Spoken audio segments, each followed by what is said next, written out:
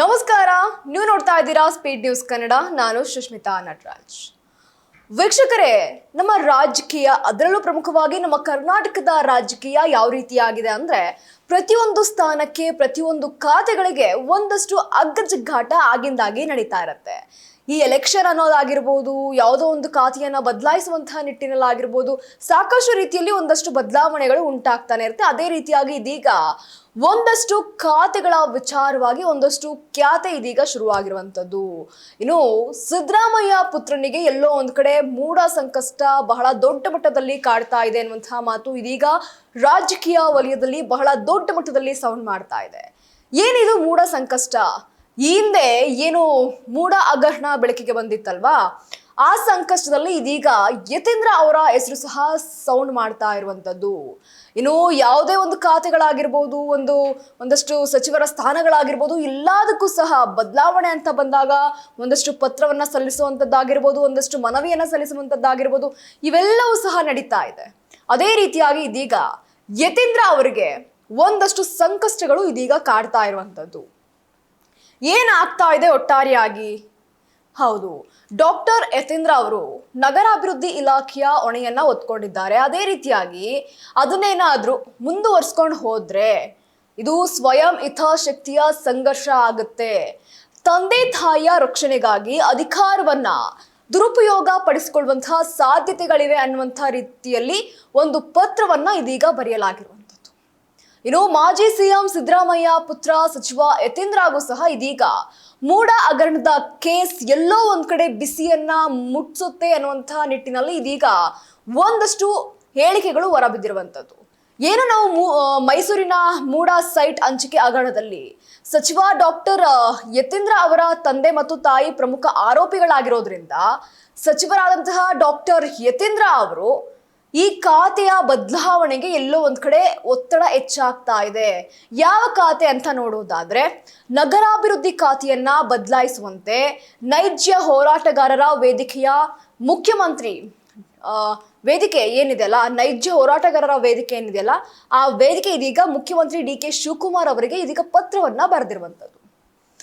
ಇಷ್ಟು ದಿನ ಅವರು ನಗರಾಭಿವೃದ್ಧಿಯಲ್ಲಿ ಕಾರ್ಯವನ್ನ ನಿರ್ವಹಿಸ್ತಾ ಇದ್ರು, ಅದಕ್ಕೆ ಸಚಿವರಾಗಿದ್ರು. ಆದ್ರೆ ಇದೀಗ ಆ ಖಾತೆಯನ್ನ ಅವರು ಬಿಟ್ಕೊಡ್ಬೇಕು, ಅದನ್ನ ನೀವೇ ಬದಲಾಯಿಸಬೇಕು ಅನ್ನುವಂತಹ ನಿಟ್ಟಿನಲ್ಲಿ ಇದೀಗ ನೈಜ ಹೋರಾಟಗಾರರ ವೇದಿಕೆ ಪತ್ರವನ್ನ ಬರೆದಿದೆ.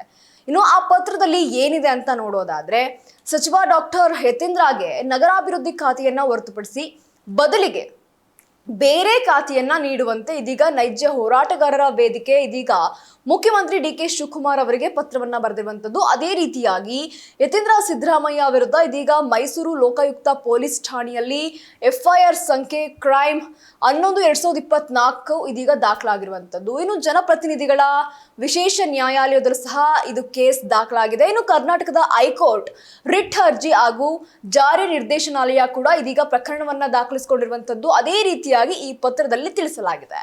ಇನ್ನು ಸಚಿವ ಡಾಕ್ಟರ್ ಯತೀಂದ್ರ ಅವರ ತಂದೆ ಅಂದ್ರೆ ಮಾಜಿ ಮುಖ್ಯಮಂತ್ರಿ ಸನ್ಮಾನ್ಯರಾದಂತಹ ಸಿದ್ದರಾಮಯ್ಯನವರು A1 ಆಗಿದ್ರು. ಈ ಮೂಢ ಹಗರಣ ಏನಿತ್ತಲ್ಲ ಅದರಲ್ಲಿ ಸಿದ್ದರಾಮಯ್ಯನವರು A1 ಆರೋಪಿಯಾಗಿ ಹೆಸರಾಗಿತ್ತು. ಅದೇ ರೀತಿಯಾಗಿ ಯತೀಂದ್ರ ಅವರ ತಾಯಿ ಅಂದ್ರೆ ಅವರ ಮಾತೃಶ್ರೀ ಅವರು ಶ್ರೀಮತಿ ಪಾರ್ವತಮ್ಮ ಅವರು A2 ಆಗಿ ಕಾಣಿಸ್ಕೊಂಡಿರ್ತಾರೆ. ಇನ್ನು ಜನಪ್ರತಿನಿಧಿಗಳ ವಿಶೇಷ ನ್ಯಾಯಾಲಯದಲ್ಲಿ ಇದೀಗ ಯತೀಂದ್ರ ಅವರ ತಂದೆ ಸನ್ಮಾನ್ಯ ಸಿದ್ದರಾಮಯ್ಯ ವರ್ಸಸ್ ಸ್ನೇಹಮಯಿ ಕೃಷ್ಣ PCR 42/24 ಪ್ರಕರಣ ಇದೀಗ ದಾಖಲಾಗಿರುವಂತದ್ದು. ಇನ್ನು ಈ ಮೇಲ್ಕಂಡ ಎಲ್ಲ ಪ್ರಕರಣಗಳಲ್ಲಿ ಇದೀಗ ಮೈಸೂರು ನಗರಾಭಿವೃದ್ಧಿ ಪ್ರಾಧಿಕಾರದಿಂದ ನಡೆದಿರುವಂತಹ ಆರೋಪ ಆದ್ರೂ ಏನು, ಒಂದಷ್ಟು ಆರೋಪಗಳು ಈಗಾಗಲೇ ದಾಖಲಾಗಿರುವಂತದ್ದು. ಅದೇ ರೀತಿಯಾಗಿ ಈ ಪ್ರಾಧಿಕಾರದಲ್ಲಿ ನಡೆದಿರುವಂತಹ ಆರೋಪ ಇದಾಗಿರುವಂಥದ್ದು. ಇನ್ನು ಬದಲಿ ನಿರ್ದೇಶನ ಹಂಚಿಕೆಯ ಪ್ರಕರಣದಲ್ಲಿ ಇದೀಗ ಸಚಿವರಾದಂತಹ ಡಾಕ್ಟರ್ ಯತೀಂದ್ರ ಅವರ ತಂದೆ ಮತ್ತು ತಾಯಿಯವರ ಎಲ್ಲೋ ಒಂದ್ ಕಡೆ ಅವರು ಆರೋಪಿಯಾಗಿ ಕಾಣಿಸ್ಕೊಳ್ತಾ ಇದ್ದಾರೆ. ಏನು ಯತೀಂದ್ರ ಅವರ ತಂದೆ ತಾಯಿ ಅಂದ್ರೆ ಇದೀಗ ಮಾಜಿ ಮುಖ್ಯಮಂತ್ರಿ ಆದಂತಹ ಸಿದ್ದರಾಮಯ್ಯ ಮತ್ತೆ ಅವರ ಮಡದಿ ಇದೀಗ ಆರೋಪಿಯಾಗಿ ಕಾಣಿಸ್ಕೊಳ್ತಾ ಇರುವಂತದ್ದು. ಇನ್ನು ಈ ಪ್ರಕರಣಗಳು ನ್ಯಾಯಾಲಯದಲ್ಲಿ ವಿಚಾರಣೆಯಲ್ಲಿರುವಾಗ ನಗರಾಭಿವೃದ್ಧಿ ಇಲಾಖೆಯ ಗುರುತರ ಜವಾಬ್ದಾರಿಯನ್ನ ಅಂದ್ರೆ ನಗರಾಭಿವೃದ್ಧಿ ಇಲಾಖೆಯ ಸಚಿವರ ಜವಾಬ್ದಾರಿಯನ್ನ ಹೊಂದೋದು ಸರಿ ಇಲ್ಲ. ಅದರಲ್ಲೂ ಪ್ರಮುಖವಾಗಿ ಅವರ ಮಗ ಈ ಸಚಿವ ಸ್ಥಾನವನ್ನ, ಈ ಖಾತೆಗೆ ಸಚಿವರಾಗೋದನ್ನ ಒಪ್ಪೋದಿಲ್ಲ ಅನ್ನುವಂತಹ ನಿಟ್ಟಿನಲ್ಲಿ ಇದೀಗ ಪತ್ರವನ್ನ ಬರೆಯಲಾಗಿದೆ. ಇದೀಗ ನೂತನವಾಗಿ ಆಯ್ಕೆ ಆದಂತಹ ಮುಖ್ಯಮಂತ್ರಿ ಡಿ.ಕೆ. ಶಿವಕುಮಾರ್ ಅವರಿಗೆ. ಇನ್ನು ಆರೋಪಿತರ ಮಗನಾಗಿರುವಂತಹ ಡಾಕ್ಟರ್ ಯತೀಂದ್ರ ಅವರನ್ನ ತಕ್ಷಣಕ್ಕೆ ಜಾರಿಗೆ ಅಂದ್ರೆ ಲೈಕ್ ಯಾವುದೇ ರೀತಿಯಲ್ಲೂ ಸಹ ನಗರಾಭಿವೃದ್ಧಿ ಸಚಿವರಾಗಿ ಹೊಣೆಗಾರಿಕೆಯನ್ನ ಕೊಡಬಾರದು, ಅದರಿಂದ ಕೆಳಗಿಳಿಸಬೇಕು ಅನ್ನುವಂಥ ದೊಡ್ಡ ಮಟ್ಟದಲ್ಲಿ ಒಂದಷ್ಟು ಹೋರಾಟವನ್ನ ಮಾಡೋದಕ್ಕೆ ಬೇಕಾದ್ರೂ ಸಿದ್ಧ ಅನ್ನುವಂಥ ನಿಟ್ಟಿನಲ್ಲಿ ಸಾಕಷ್ಟು ರೀತಿಯಲ್ಲಿ ಪತ್ರವನ್ನ ಬರೆದಿರುವಂಥದ್ದು. ಅದೇ ರೀತಿಯಾಗಿ ಬದಲಿ ಖಾತೆ ಏನಿದೆಲ್ಲ ಅದರಲ್ಲಿ ಬೇರೆ ಖಾತೆಯನ್ನ ಕೊಟ್ಟು ಅದರಲ್ಲಿ ಸಚಿವರಾಗಿ ಕಾರ್ಯವನ್ನ ನಿರ್ವಹಿಸಲಿ ಅನ್ನುವಂಥ ಮಾತನ್ನ ಹೇಳಿದ್ದಾರೆ. ಇನ್ನು ಒಂದು ವೇಳೆ ಏನಾದರೂ ಡಾಕ್ಟರ್ ಯತೀಂದ್ರ ಅವರು ನಗರಾಭಿವೃದ್ಧಿ ಇಲಾಖೆಯ ಹೊಣೆಯನ್ನ ಮುಂದುವರ್ಸ್ಕೊಂಡು ಹೋದ್ರೆ ಸ್ವ ಹಿತಾಸಕ್ತಿಯ ಸಂಘರ್ಷ ಆಗುತ್ತೆ, ತಂದೆ ತಾಯಿಯ ರಕ್ಷಣೆಗಾಗಿ ಅಧಿಕಾರವನ್ನ ದುರುಪಯೋಗ ಪಡಿಸಿಕೊಳ್ಳುವಂತಹ ಸಾಧ್ಯತೆಗಳಿವೆ. ಈ ಬಗ್ಗೆ ಅನುಮಾನದ ಉತ್ಸಾಹ ಕೂಡ ಎಲ್ಲೋ ಒಂದ್ ಕಡೆ ಸಾರ್ವಜನಿಕರಲ್ಲಿ ಬಹಳ ದೊಡ್ಡ ಮಟ್ಟದಲ್ಲಿ ಮೂಡುವಂತಹ ಸಹಜವಾದಂತಹ ಸ್ಥಿತಿ ಇದೀಗ ಎದುರಾಗಬಹುದು ಅನ್ನುವಂಥದ್ದು ಸಹ ಈ ಪತ್ರದಲ್ಲಿರುವಂಥದ್ದು. ಇನ್ನು ಯತೀಂದ್ರ ಅವರನ್ನ ನಗರಾಭಿವೃದ್ಧಿ ಖಾತೆಯಲ್ಲಿ ಮುಂದುವರೆಸಿದ್ರೆ ಪ್ರಜಾಪ್ರಭುತ್ವದ ಮೌಲ್ಯಗಳಿಗೆ ಎಲ್ಲೋ ಒಂದ್ ಕಡೆ ಧಕ್ಕೆ ತಂದಂತಾಗುತ್ತೆ. ನ್ಯಾಯಾಂಗ ತತ್ವಗಳ ಇಂತಹ ಒಂದಷ್ಟು ಪ್ರಕರಣಗಳಲ್ಲಿ ಹಿತಾಸಕ್ತಿ ಸಂಘರ್ಷವನ್ನ ಇದೀಗ ತಡಿಬೇಕು. ಅಂದ್ರೆ ಇವಾಗ ಪತ್ರ ಬರೆದಿರುವಂತಹ ಉದ್ದೇಶ ಏನಪ್ಪಾ ಅಂತ ಅಂದ್ರೆ ಏನು ನ್ಯಾಯಾಂಗ ತತ್ವಗಳೇನಿವೆಲ್ಲ ಆ ಎಲ್ಲವೂ ಸಹ ಈ ರೀತಿ ಯಾವುದೇ ರೀತಿಯ ಒಂದಷ್ಟು ಮೌಲ್ಯಗಳನ್ನ ಕಾಪಾಡಿಕೊಳ್ಳದೆ ಬೇಕಾಬಿಟ್ಟಿಯಾಗಿ ಯಾವುದೊಂದನ್ನು ಮುಂದುವರ್ಸಕ್ಕೆ ಬಿಡಬಾರ್ದು ಅನ್ನುವಂತಹ ನಿಟ್ಟಿನಲ್ಲಿ ಇದೀಗ ಪತ್ರವನ್ನ ಬರೀಬೇಕು. ಅದೇ ರೀತಿಯಾಗಿ ಪತ್ರವನ್ನ ಬರೆದಿರುವಂಥದ್ದು. ಇನ್ನು ಈ ಹಿತಾಸಕ್ತಿ ಸಂಘರ್ಷವನ್ನ ಇದೀಗ ತಡಿಬೇಕು ಅನ್ನುವಂತಹ ನಿಟ್ಟಿನಲ್ಲಿ ಪತ್ರವನ್ನ ಬರೆದಿದ್ದಾರೆ. ಇನ್ನು ಆರೋಪಿತರ ಮಗ ನಗರಾಭಿವೃದ್ಧಿ ಅಧಿಕಾರ ಸ್ಥಾನದಿಂದ ದೂರ ಸರಿಬೇಕು, ಈ ಪ್ರಕರಣವನ್ನ ಸ್ವಾತಂತ್ರ್ಯ ತನಿಖಾ ಸಂಸ್ಥೆಗಳು ತನಿಖೆಯನ್ನ ನಡೆಸಬೇಕಾಗಿದೆ ಅನ್ನುವಂತಹ ನಿಟ್ಟಿನಲ್ಲಿ ಇದೀಗ ಪತ್ರವನ್ನ ಬರೆಯಲಾಗಿದೆ. ಇನ್ನು ಅದೇ ರೀತಿಯಾಗಿ ನೋಡೋದಾದ್ರೆ ನ್ಯಾಯಾಂಗ ಮತ್ತು ಆಡಳಿತಾತ್ಮಕ ತತ್ವಗಳ ಪ್ರಕಾರ ಬದಲಿ ನಿವೇಶನ ಹಂಚಿಕೆ ಪ್ರಕರಣದಲ್ಲೂ ಸಹ ತಂದೆ ತಾಯಿಯೇ ಪ್ರಮುಖ ಆರೋಪಿಗಳಾಗಿದ್ದಾರೆ.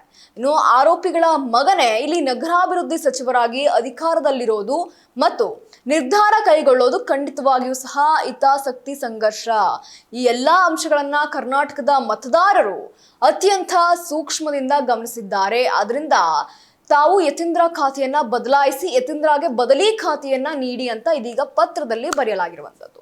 ಒಟ್ಟಾರೆಯಾಗಿ ಇವಾಗ ಏನು ನಗರಾಭಿವೃದ್ಧಿ ಕೇಸ್ ಏನ್ ನಡೀತಾ ಅಂದ್ರೆ ನಗರಾಭಿವೃದ್ಧಿಯ ಅಧಿಕಾರಿಗಳೇನಾಗಿದ್ದಾರೆ ಯತೀಂದ್ರ ಅವರು ಇದನ್ನ ಇವಾಗ ಯತೀಂದ್ರ ಅವ್ರ ಕೈಯಿಂದ ತಗೊಂಡು ಈಗ ನಡೀತಾ ಇರುವಂತಹ ಕೇಸ್ಗೆ ಅವರು ಸೂಟಬಲ್ ಅಲ್ಲ ಅನ್ನುವಂತಹ ನಿಟ್ಟಿನಲ್ಲಿ ಇದೀಗ ಪತ್ರವನ್ನ ಬರೆದಿದ್ದಾರೆ.